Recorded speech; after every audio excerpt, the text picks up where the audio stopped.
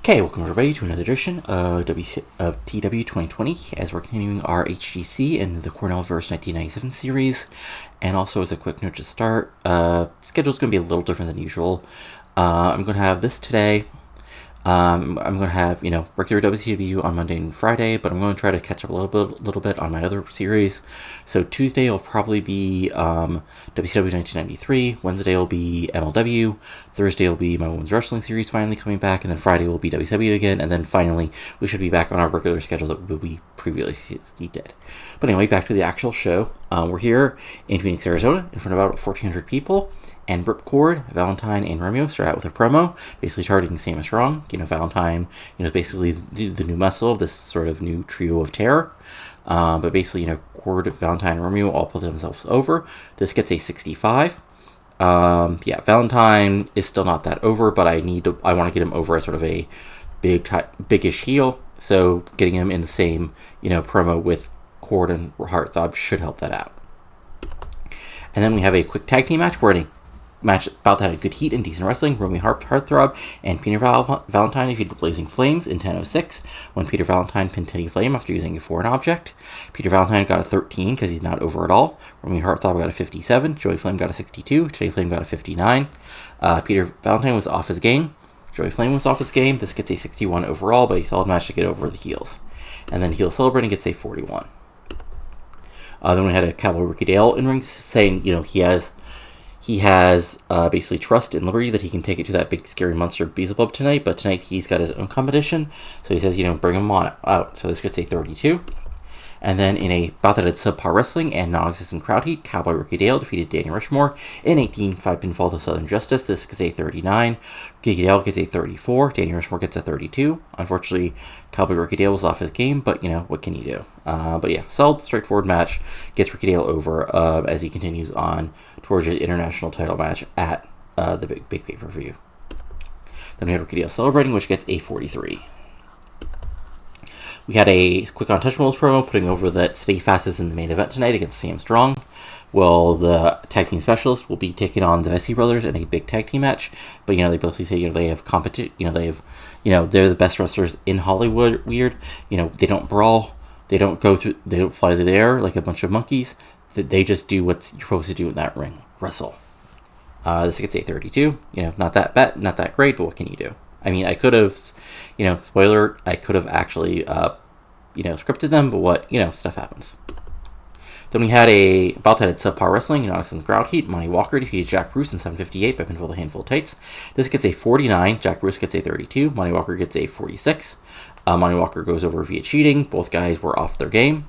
But this match did get the crowd buzzing, and it was a solid, back and forth, Cruiserweight style match. Remember, Jack Bruce sort of starts as a smaller guy before, he finds some supplements as he's on tour. But this gets a 49, and then Monty Walker celebrating gets a 35.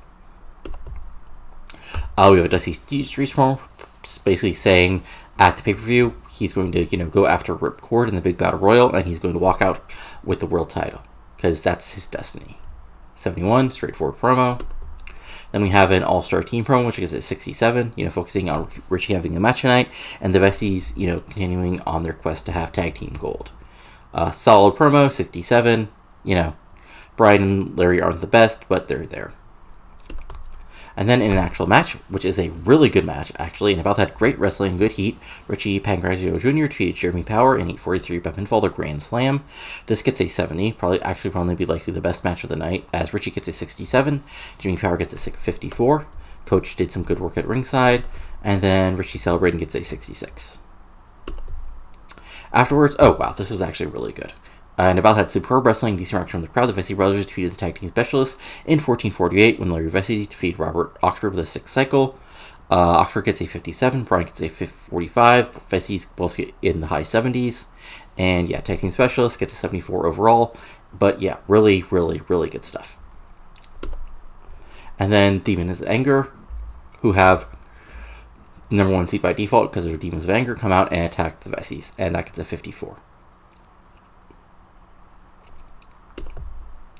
And then, this I probably put in a bad spot, but I just wanted to, how do people become stars when you treat them like stars?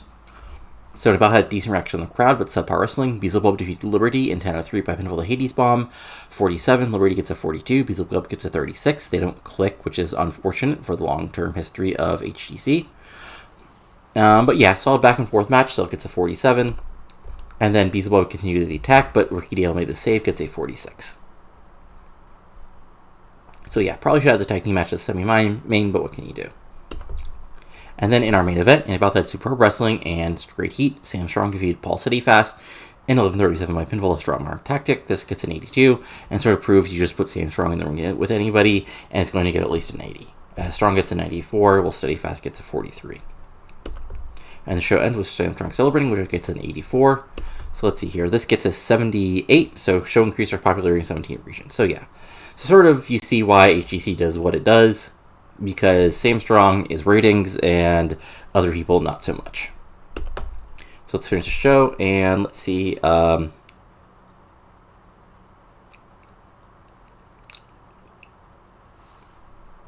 And see what happens here.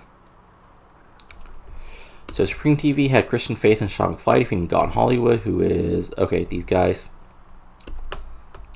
Rory McCallum defeating WrestleBot 9000.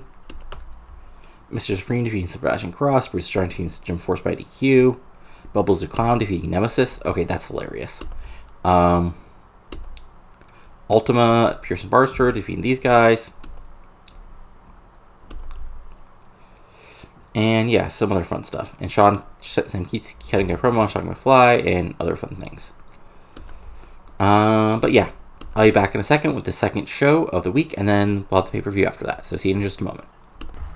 Alright, now it's time for the go-home show for the first pay-per-view of HGC, Malice in Wonderland. So let's get rolling with the Sam Strong opening promo, which gets an 80 and basically, just highlights, puts over the big battle royal at the pay-per-view to crown our first champion. And gets an 80 because Sam Strong is good at this.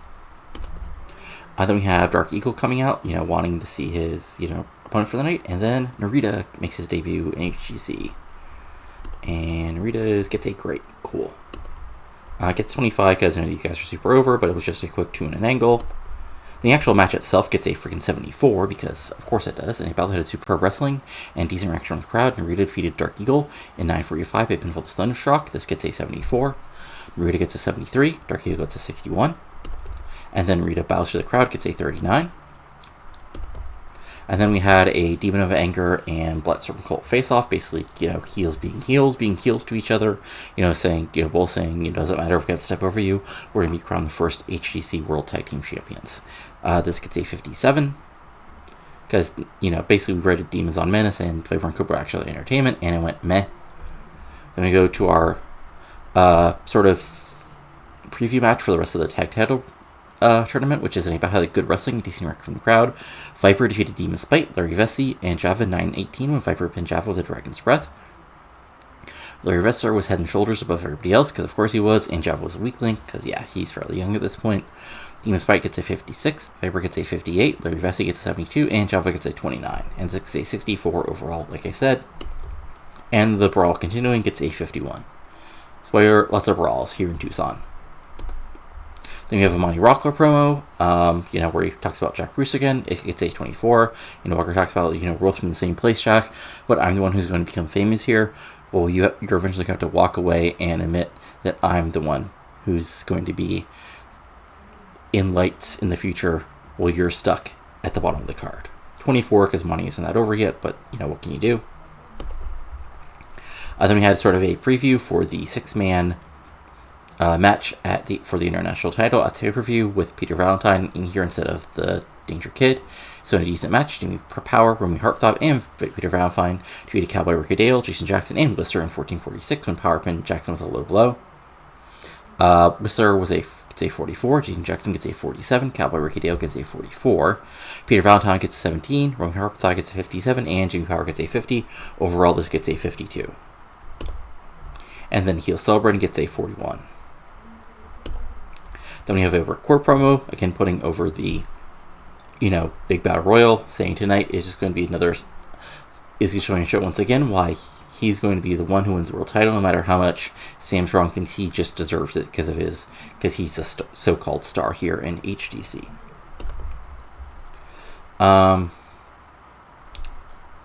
So in a decent match, the Weekends in Flames defeated Nation of Filth in 10-13 when Joey Flame pinned Grunt with a Swan Dive Splash. This gets a 54. Teddy gets a 55. Joey gets a 58. Grunt gets a 33. Stink gets a 21. Joey was unprofessional, I guess, because he was unhappy I had him job last week. Well, that's unfortunate, but you gotta win. Quit being so unhappy. And the Flame celebrating afterward gets a 57. And then in a sort of, again, just a match to get some people on the show, and about that decent wrestling but little heat, Mucha Lucha defeated Ramon Perez and Jack Bruce in 10-01. Mucha Lucha pinned Jack Bruce the master drop. So, Electrico and Ramon Perez puts over their, match for the Cruiserweight title, along with Golden Fox as they go after each other. But in the end, Mr. Lucha is Mr. Lucha, and Jack Bruce is still, basically a new guy at this point. So he gets the pinfall victory. Electricio gets a 38. Jack Bruce gets a... Mr. Lucha gets 78, Jack Bruce gets a 41, and Ramon gets a 46. And then Mr. Lucha celebrating gets a 38. And then in our main event of the evening, which is just everybody involved in the 10-man a lot of people involved in the 10-man battle royal at the pay-per-view, an exceptional match. Dusty Streets, Liberty, and Stray Armstrong defeated Beelzebub, Jack Harley Homicide, and Record in 1957 when Stray Armstrong pinned Charlie Homicide with a strong arm tactic. This gets a 77. Sam Strong gets a 95, Liberty gets a 51, Dusty Streets gets a 63, Ripcord gets a 94, Charlie Homicide gets a 64, Beelzebub gets a 46. So, this is just, back and forth, Salt's, 6-man match, but it devolves, and in the end, Sam Strong is Sam Strong, so he gets a big pinfall victory over Charlie Homicide. But at the end of the show, of course, we get this type of thing that ends pretty much everything, every show before a big battle royal, and that's everybody running in, including Mr. Lucha, basically, doing a big dive to end things on a whole crowd of people. This gets a 68. Not the best at anything, but could be a lot worse. And overall, we get a 76. So, showing Cruiser popularity in 6 regions. So, let's see if there's any big mail afterwards. And the next thing will be the pay-per-view, which will be the finishing thing for this video.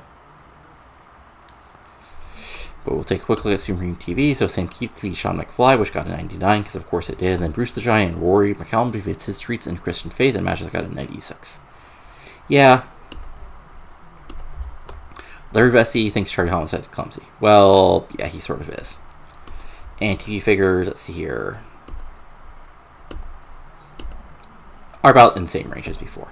But again, we'll be back in a moment with the actual pay-per-view, so see you in just a moment, in a second. Alright, it's now time for HGC Malice in Wonderland 1997. First big pay-per-view in HGC's history, and we'll crown a whole bunch of champions, so let's get rolling.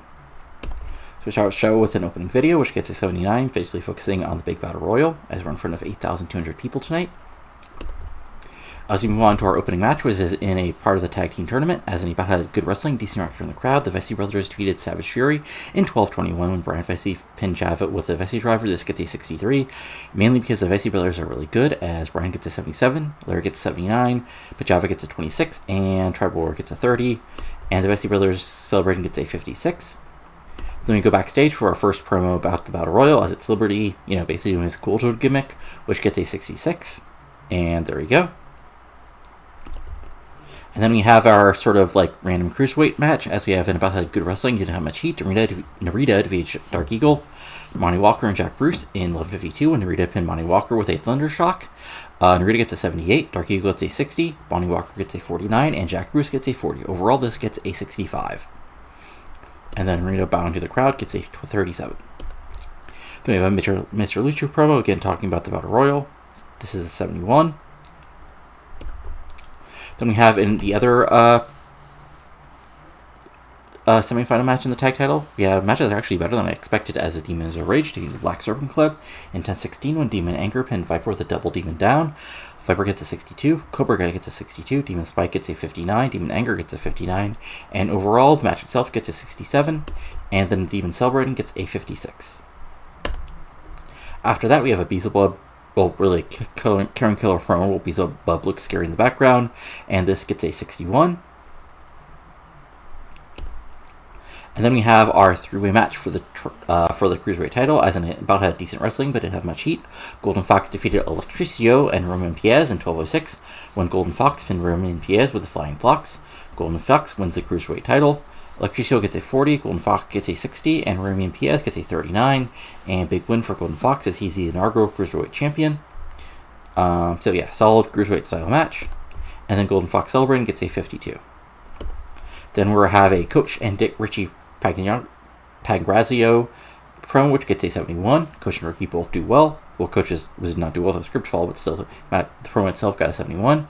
So, fairly straightforward thing. Coach, gets over talking about the Big Battle Royal, saying they're the underdogs, but they have a plan to win the title tonight. And then, in a decent match, Jimmy Power defeated Jason Jackson, Cowboy Ricky Dale, Romeo Heartthrob, The Ginger Kid, and Whistler in 14:52 when Jimmy Power pinned Jason Jackson with a low blow, and Jimmy Power becomes the first international champion. Cowboy Ricky Dale gets a 46, it's 3. Jason Jackson gets a 46, Jimmy Power gets a 49, Romeo gets a 51, Danger Kid gets a 51, and Whistler gets a 48.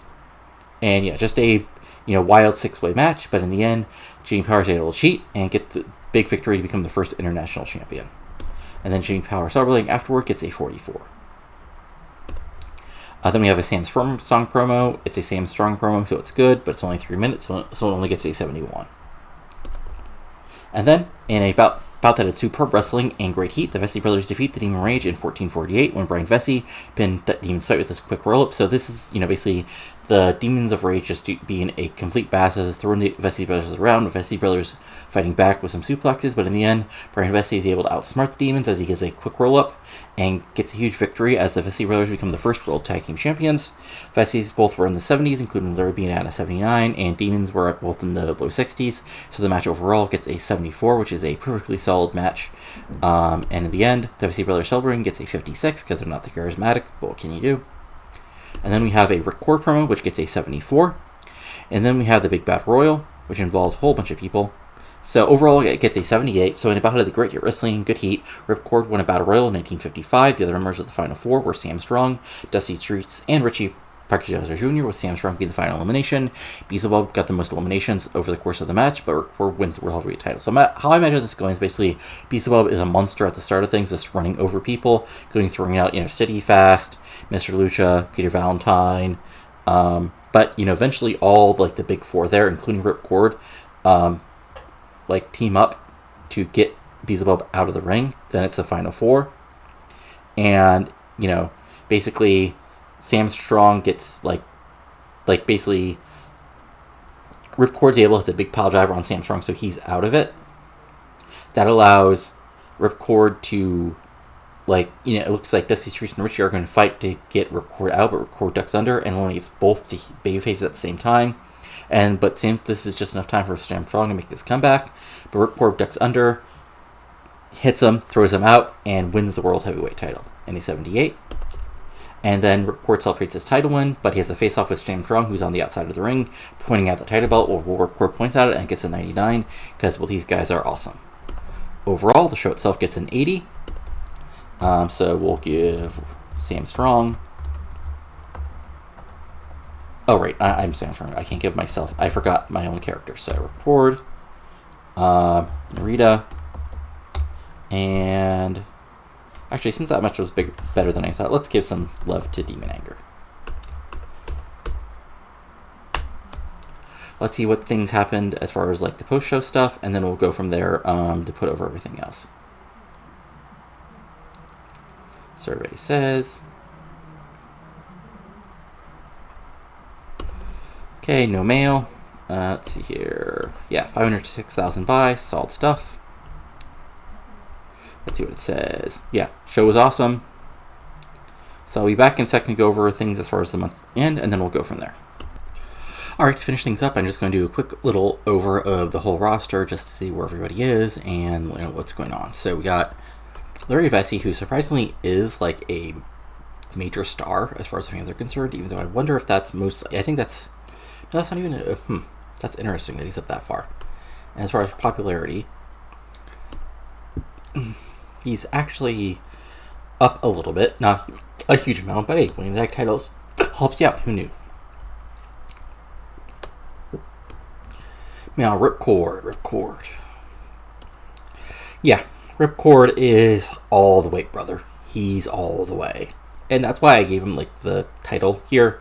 Partly because I'm playing as Sam Strong, so I could do the job without him going nuts, but also because this sets up Cord as a big guy. And, it turns out Sam Strong is still really popular. And he could probably get most of that overness back in, one night. So if we go down from major stars to stars, we've got Brian Vesey's, who's in the 50s. We've got Cobra, who's in the 50s. We got Dusty Streets, who, let's look at his popularity, who's down a little bit. So he probably needs to be rebuilt a little bit, I guess. We got Richie, who also needs to be, who's basically the same as he was before, and Viper. Then as far as well-known guys, we've got Romy Heartthrob, who's up, like he's up about 10 points, because I basically been pushing him as like a top main guy. And also we've got Whistler, who's only up a point or two in most places. For recognizable people, we've got Beelzebub, who's really, yeah, he's up about 10 points everywhere.